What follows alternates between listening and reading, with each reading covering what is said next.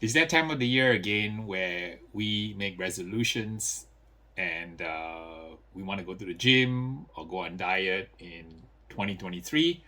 Sometimes we find by Valentine's Day that we failed in our goals and we get depressed. So I'm going to take a different approach in 2023 in that I'm going to make all these things a habit instead of an accomplishment. And for example, I don't think very much when I brush my teeth or I shower because it's a habit. So for 2023, here are some of my resolutions that I'm going to be turning into habits.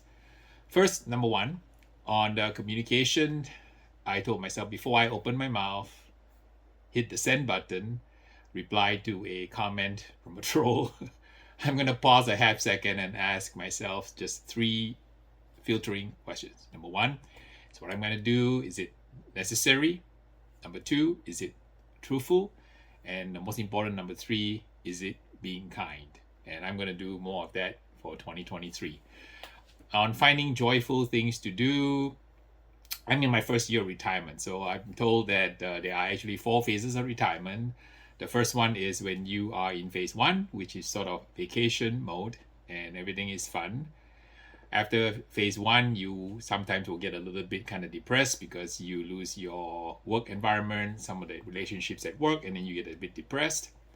Phase number three involves you trying to reinvent yourself to find things that you really, really like to do. And number four is soaring into the sunset with the things that you really excel at. So I kind of think that I've been working on my phase four for a while. For the past 12 years, I have been a professional pitmaster in addition to my day job of building data centers in downtown Los Angeles for a third of a century. So I think I'm way on my way to phase four, and I've been doing a lot of travel this year in my first year. Uh, I find that what I find joy doing is basically to do things that kind of I enjoy doing, such as traveling for barbecue adventures, showcasing a lot of barbecue legends around the country, and then maybe being a little bit of a budding BBC filmmaker, as you've seen in my travel logs and videos. On health, if you don't have health, you really have no quality of life. So I have been telling myself that I have been going to the gym daily, working on the 3 S's of exercise, which is basically strength, suppleness, and stamina. So when I go and do a workout routine for an hour and a half, I focus on doing my cardio for stamina. I will focus on lifting weights for strength training, and then I focus on doing a little bit of yoga stretching for suppleness, because maintaining your balance and staying supple and having strong core strength is a very important part as I age. I also have been traveling around the country, and I always plan my trips around going to a gym. So I sign up for a membership with 24 Hour Fitness and Planet Fitness. So I know that any city I go to in America, they have these gyms. If I'm driving or flying, I've always tried to get a hotel near these places so I can go get a workout, get dinner, and go back to my room and get some much needed rest. And on eating, which is one of the hardest things for me because I'm a confessed food addict. I love food and all kinds of food. I've been trying to stay away from fast food and trying to eat healthy, and I've learned how to cook a meal in my hotel room in a microwave from the groceries I buy at Walmart, and I'm going to continue to stay on track even though I travel around the country, meet you guys out there, seeing the world and enjoying barbecue adventures with you. I just want to mention also on number five, which is fasting. I've begun a fasting program called intermittent fasting. So I stop eating for a few hours a day, sometimes 16 hours a day, sometimes 20 hours a day, and sometimes even 24 hours. And I find it really helps me keep my energy level up, and most importantly, keep my brain and my cognitive abilities top notch. And I find that I don't get a sluggishness that I always get after a big meal when I practice intermittent fasting. So I've been doing that for a while now, and I'm going to continue that in 2023.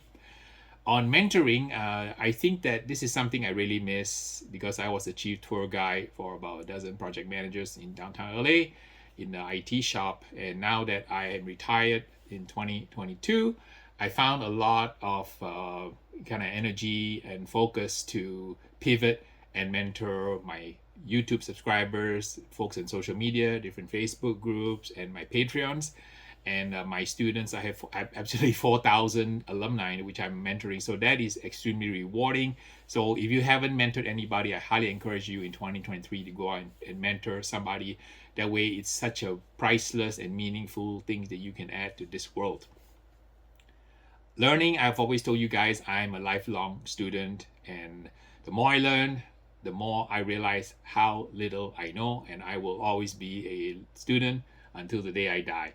So I think that I've been moving away from watching all these mindless Netflix movies, even though I'm a big movie buff, and focusing on watching nonfiction and watching documentaries. I even signed up for masterclass.com, which allows me to learn from some of the experts out there. So I highly encourage you to continue learning, to expand your thoughts and your brain and the things that you can do. On the business front, you know that I've started 10 rubs and 5 sauces on September this year, and they're doing really, really well. Everybody seems to be sending me notes that they're winning contests using my rub and making new friends and family, and spreading love with their cooking at home. So I want to let you know that I am actually working on a few other YouTube cooking channels that I have a passion with. I have been cooking curries for 40 years. So I've been playing around with the idea of starting a channel called Hurry Curry Harry to showcase you how I can make curries in 15 minutes, spanning the dozen regions around the world that make curries. I'm also working on some products for my friends who are vegans. So I'm playing around with the idea of a slapyourvegandaddy.com site where I showcase how to grill and keep it kind of plant-based, if as much as I can. Maybe a little bit of vegetarian involving some maybe cheese and some eggs and some dairy, but trying to keep it vegan if I can. And also I like to play with my wok, so I want to be my own Uncle Roger and showcase some of my wok dishes, and maybe start a channel called wokwithharry.com. On the part that I'm working really hard on is I sometimes tend to be very lazy. So I told myself that since I'm in retirement, I won't push myself so hard. I'm going to basically practice something I call pacing. So pacing means that I have these calendars here, these paper calendars. So what I do is I write down the important things on the calendars first. And if the item or task or activity involves what I call LRM, that means that whatever I'm going to be doing on the calendar involves either giving love, receiving love, that's L. R, which is relationships. The activity allows me to create, cultivate, foster better relationships. Or the last one is M, is memories. The activity will allow me to create memories for myself and for others. Those are the things that I really need to focus on in my life. And the last resolution, the 10th one, involves family. I'm going to use social media to stay connected with my family. My mom is 88 and my dad is 89, so they are coming along in age, and I've been using social media to teach them how to communicate, and also going to stay abreast of all of my kids. Well, I have just 2 kids. My daughter and son have moved out, so I'm an empty nester, and I'm learning how to stay abreast with them on a daily basis. So more daily communications, more hugs, and saying, most importantly, I love you. So those are my 10 resolutions for 2023. How to be a better version of myself and to be a better human being in 2023. And I hope you found this set of resolutions that I'm doing for myself helpful to you. Happy New Year, everybody. God bless. I'll see you guys in 2023.